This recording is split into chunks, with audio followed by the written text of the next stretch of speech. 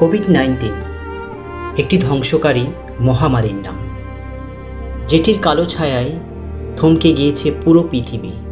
লাশের মিছিলে পৃথিবী হয়েছে মৃত্যুপুরী। এটির মাঝে টিকে থাকতে হলে দরকার নিজের মনোবল, একটু সাবধানতা।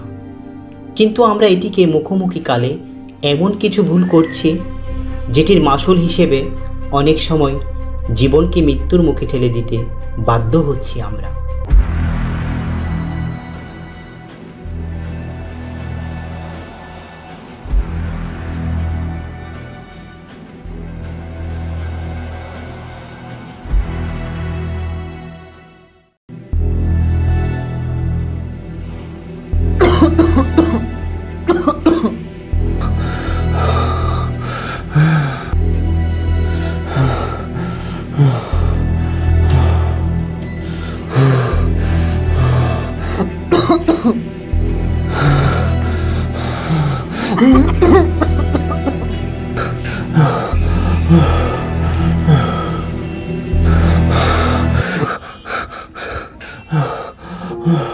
এখন কেমন লাগছে বন্ধু?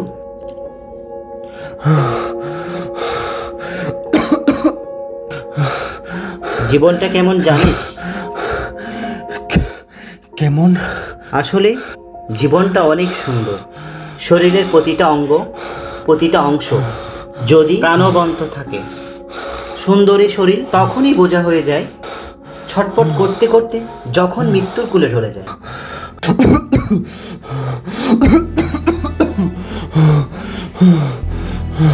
মনে আছে তো আমি কিভাবে বলেছিলাম তোকে যে একটু সাবধানে থাকিস?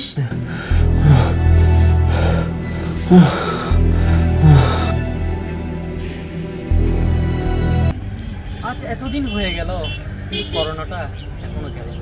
হ্যাঁ দোস্ত, তুই ঠিক বলেছিস। দিনে দিনে রোগী বেড়েই যাচ্ছে। আরে বন্ধু, কি খবর তোদের? হ্যাঁ ভালো, দাঁড়া।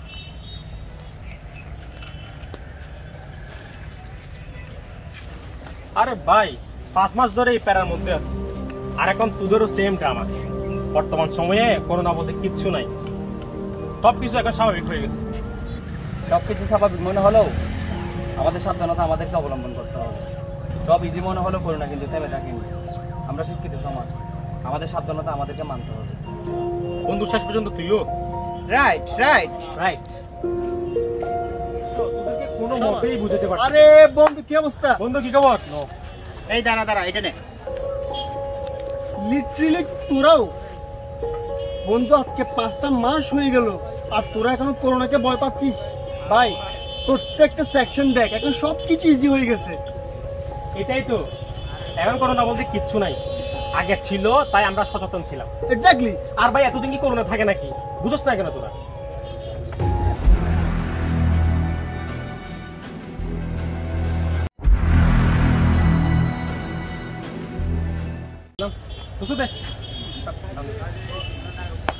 দোস্ত, তোদেরকে হাত জোর করে বলছি, তোরা এটা করিস না। হ্যাঁ, এটা করিস না। তোদের শরীরে যদি কোনো কিছু থেকে থাকে, এটার মাধ্যমে সবার মাঝে ছড়াবে। দোস্ত, এগুলো ঠিক না। বন্ধু, যারা সিগারেট খায় না তারা ক্যান্সার নিয়ে খেলা করে, শুধু তারা করোনাকে ভয় পায় না। দোস্ত, তোরা আজকে আমাদের কথাটা দাম দিলি না, একদিন তোদেরকে ভুগতে হবে, দেখিস। আরে এগুলো সেটা পরে দেখা দেখা যাবে, যাবে। প্যারা না এগুলো। আরে এগুলো পরে দেখা যাবে। চল দোস্ত, বুঝে লাভ নাই দেখে। চল বন্ধু, এদের জন্য আমার খুব চিন্তা হচ্ছে। আল্লাহ না করুক এগুলোর জন্য এদের যেন খুব বড় বেশি মাসুল দিতে না হয়। ওদের জন্য আমারও খুব চিন্তা হচ্ছে। হে আল্লাহ, এই করোনা থেকে আমাদের সবাইকে রক্ষা করো। আমিন।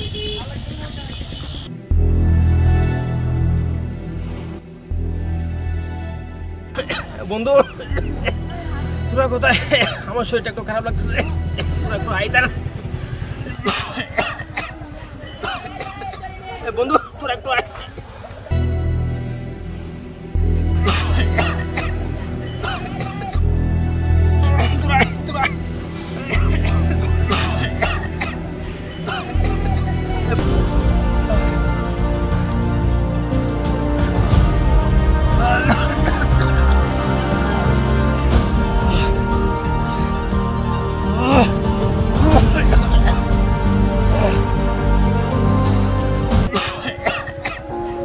সুন্দর এই জীবনকে সাজিয়ে রাখার দায়িত্ব আমাদের। তাই আসুন সময় থাকতে নিজেকে সাবধান করি এবং নিজের জীবনকে ভালোবেসে সুন্দর এই জীবনের প্রতিটা মুহূর্ত উপভোগ করি, কারণ জীবন আসলেই সৃষ্টিকর্তা কর্তৃক সুন্দর একটি উপহারের নাম।